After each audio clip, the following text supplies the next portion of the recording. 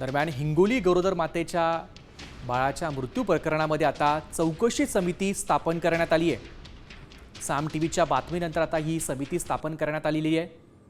चौकशी अहवाल प्राप्त होताच त्यावर कारवाई करू असं आरोग्यमंत्र्यांनी आता म्हटलंय।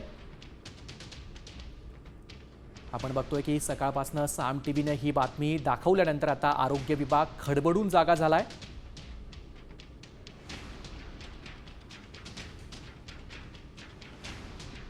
ताटकळत ठेवण्याचा प्रकार पुढे आलेला होता आणि यानंतर त्या महिलेच्या बाळाचा मृत्यू देखील झालेला होता। ही बातमी साम टीव्हीने दाखवल्यानंतर आता आरोग्य विभागाने या संदर्भामध्ये कारवाई सुरू केलेली आहे। सर, नेमका काय प्रकार घडलेला होता आणि चौकशी समिती स्थापन झालेली आहे का? प्राथमिक आरोग्य केंद्र जवळा बाजार येथे जे काही रुग्णवाहिका नसल्यामुळे जे काही बाळाचं जे काही घटना घडलेली आहे या संदर्भात मी स्वतः प्राथमिक आरोग्य केंद्र जवळा येथे बाजार येथे स्वतः भेट देऊन ह्या प्रकरणामध्ये ॲम्ब्युलन्स ही डिझेल अभावी बंद नव्हती मी स्वतः खात्री केलेली आहे।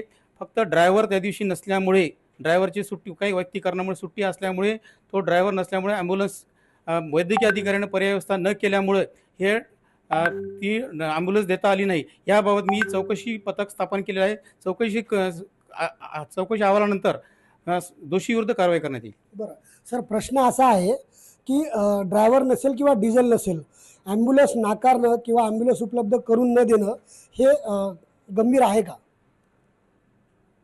अत्यावश्यक परिस्थितीत कुठल्याही रुग्णाला सेवा देणं हे बंधनकारक आहे। ॲम्ब्युलन्स कोणालाही नाकारता येत नाही। ॲम्ब्युलन्स जर ह्या पर्याय व्यवस्था करून ॲम्ब्युलन्स